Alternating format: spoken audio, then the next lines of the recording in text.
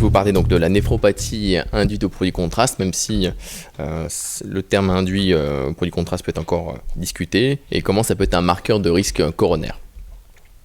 Voilà, ça c'est mes conflits d'intérêts. Alors, donc, pour vous parler de ce sujet, donc, au lieu de parler de la littérature, je vous ai pris en fait une étude qu'on a faite ici, donc contemporaine, les données de notre registre d'infarctus de la Pitié-Salpêtrière, avec les données qu'on a sur la néphropathie induite au produit contraste dans une population d'infarctus du myocarde. Comme ça, je vais pouvoir répondre à des questions pratiques.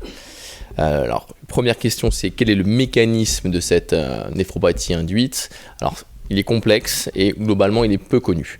Donc il y a plein de facteurs, il y a des facteurs prédisposants, il y a un impact clair du contraste, même s'il y a plein de mécanismes différents à discuter parce que les produits contrastes il y a 30 ans c'est pas les mêmes que maintenant. Il y a dans la phase aiguë de l'infarctus, il y a toute la thrombose, l'inflammation, des problèmes hémodynamiques qui vont entraîner des lésions rénales qui ne sont pas forcément liées au produit contraste. Et tout ça, ça donne en fait une diminution de la filtration glomérulaire.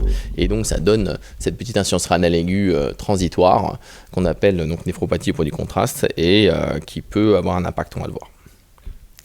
Donc on a fait un registre chez nous, donc on a pris 1148 infarctus qui viennent en salle de cathé pour une angioplastie. On a enlevé les patients hémodialysés ou ceux où on n'avait pas de valeur de la créatinine pendant l'hospitalisation et on a récupéré les données de créatinine à la base, ensuite pendant l'hospitalisation pour voir quel est le pic de créatinine et une évaluation du contraste et des autres facteurs qui sont impliqués dans le pronostic du patient. On a évalué le SIN. Alors le SIN, donc la néphropathie au produit contraste, ça s'appelle aussi AKI dans la littérature, c'est-à-dire Acute Kidney Injury, pas forcément lié au contraste, et il y a plusieurs définitions. Il n'y a pas vraiment de consensus, donc on les a toutes prises, et on a regardé l'impact sur la mortalité, l'hémodialyse, avec un suivi d'1 an. Donc la première chose, c'est la définition de cette néphropathie au produit contraste.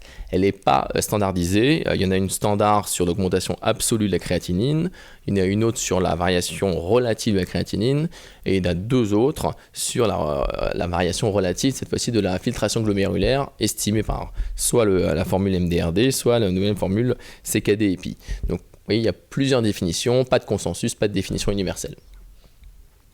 Alors du coup, ça va donner dans la littérature des fréquences très variables de cet événement, de ce phénomène. Dans notre étude, on a entre 10 et 20% des patients qui donc, ont fait un SIN, une néphropathie induite au produit contraste, après l'infarctus. Et vous voyez que les fréquences varient en fonction de la définition.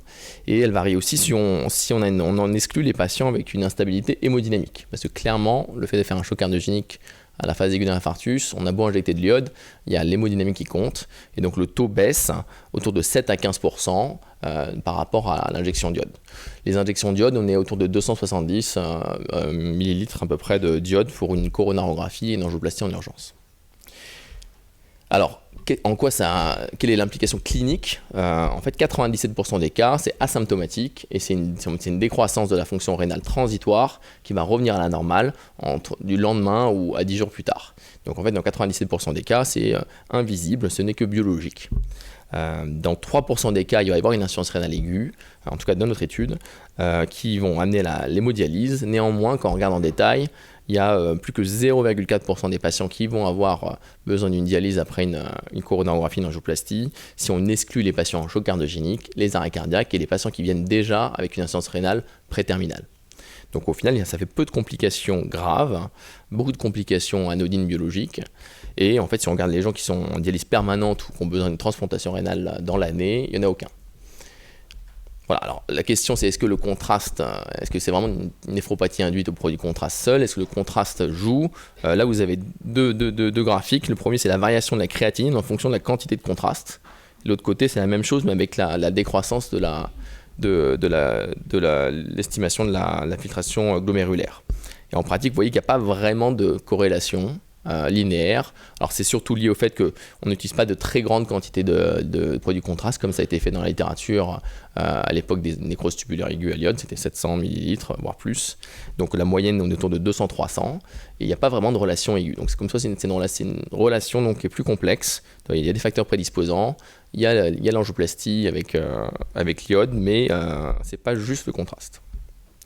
Alors quel impact chez les patients? La première chose c'est que si on a ce phénomène d'augmentation de la créatinémie, on va regarder les patients plus longtemps pour vérifier que ça se normalise. Donc il y a une augmentation de la durée de séjour.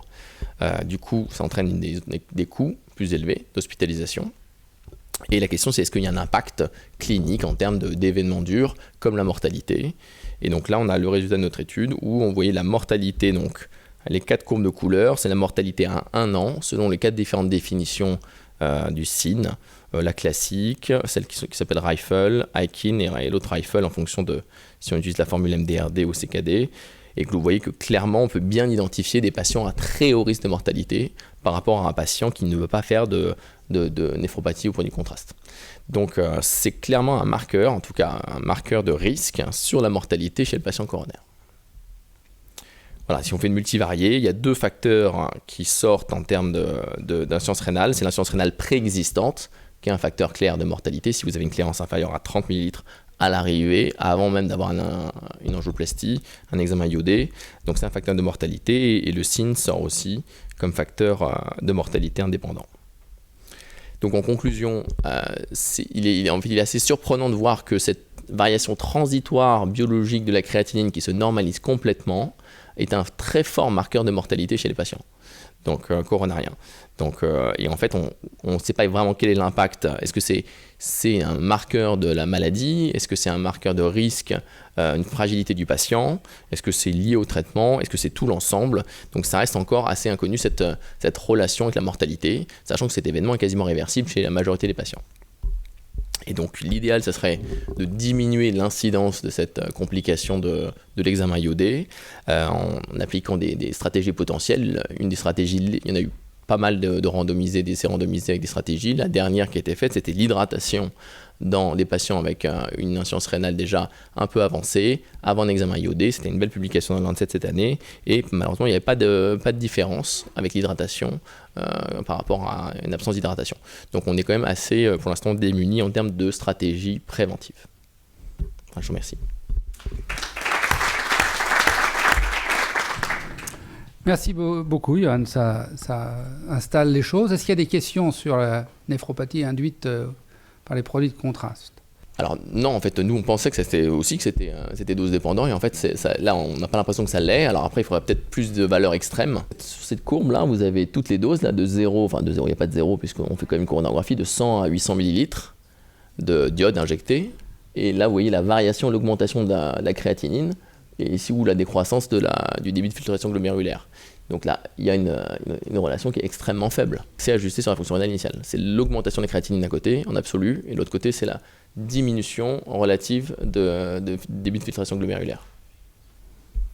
Mais tu vois, on voit aussi la différence entre ces données-là, où on grimpe, il y a des malades qui peuvent quasiment recevoir 1 litre de produit de contraste, avec l'article du Lancet, où l'hydratation ne marche pas et où les volumes de contraste sont des tout petits volumes. Hein. C'est du scanner... Le scanner, c'est 80 ml. Voilà, 80 cc. Mais 80 cc, nous, on voit pas grand-chose avec 80 cc.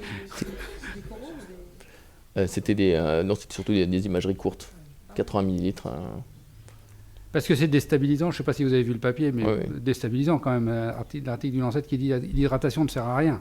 Non, mais dans le sujet des néphropathies aux produits de contraste iodé, on a plein de papiers dans la littérature qui sont contradictoires, en dehors du contexte cardiologique, encore que c'est souvent des études d'ailleurs en milieu cardiologique, et les études sont quand même contradictoires sur l'hydratation. D'ailleurs, je ne sais pas avec quoi ils ont hydraté les malades, combien, quel volume, en combien de temps, etc. Enfin, il y a peut-être des choses plus détaillées à regarder. Si c'est du G5, c'est sûr que ça marche. Ouais. Enfin, je ne sais pas. Il y a peut-être des c'est bon de le choses dire et de le redire. On se bagarre à chaque fois pour qu'on mette du sérum phi. L'autre question moi, que j'avais, c'était si vous excluez ceux qui ont fait un arrêt cardiaque, ou du moins quelle est la proportion des patients? Parce que j'ai vu que dans ce tableau, voilà, oui. Ça sort que le risque... Non, ça sort pas. En fait, si, ça sort. Le risque le plus fort, c'est d'avoir fait un arrêt cardiaque. Oui, sur la mortalité. Ce qui est pas du tout surprenant. Voilà, si on supprime ces malades-là, est-ce que ça change quelque chose? Considérant que c'est ceux-là qui vont faire l'insuffisance rénale aiguë. Ça, c'est une multivariée ajustée. Donc normalement, c'est ajusté sur le fait qu'ils soient exclus ou pas. Donc ça en tient compte, y compris l'instabilité hémodynamique. Mais c'est sûr qu'en univarié, c'est un très fort marqueur d'avoir fait un arrêt cardiaque ou d'un choc cardiogénique. C'est quand cette mortalité, elle survient quand, on a une idée? Sur la courbe, c'est vous voyez le premier mois, le premier 100 jours. Donc c'est dans les premiers 100 jours. C'est pas au décours de l'hospitalisation, mais c'est dans la première... Ça monte rapidement la courbe, mais c'est sûr qu'il y a probablement une grosse part hospitalière. Alors, ça doit clairement sélectionner les patients les plus fragiles, mais sur un état global, un état général. Donc le fait d'avoir cette sensibilité, ça doit refléter donc une fragilité du malade. Donc, les statines, pourquoi pas. Les statines, ça marche sur tout. Inhibition plaquettaire. Sauf que dans l'infarctus, tu n'as pas le temps de les mettre. Non, pas le temps de les mettre dans l'infarctus, oui, c'est sûr. Oui. Bon, forte dose, nous, ils ont tous une forte dose après. Mais dans les 24 heures, ils reçoivent tous la forte dose. Hein. Donc, je n'ai pas vraiment de contrôle là-dessus. Non, 0. Alors justement, on a fait une croix sur la ventriculo depuis très longtemps pour justement réduire le volume de contraste. Et là, ça intègre l'instabilité hémodynamique, oui. Mais la pression artérielle, simplement, la valeur absolue de pression artérielle, est-ce que c'est un élément qui peut avoir un... Alors, on les avait mis dans le tableau multivarié, on avait tout dans ce registre, il est très détaillé, on a la pression artérielle, la fréquence cardiaque, on a mis les BAV dans l'instabilité hémodynamique, et en fait, ça diminue clairement l'incidence de la néphropathie, hein, donc il y a une part qui est liée à clairement l'instabilité, au débit cardiaque qui est amené vers les reins, mais sinon il y a une autre part qui est une variation qui n'est pas forcément liée à ça.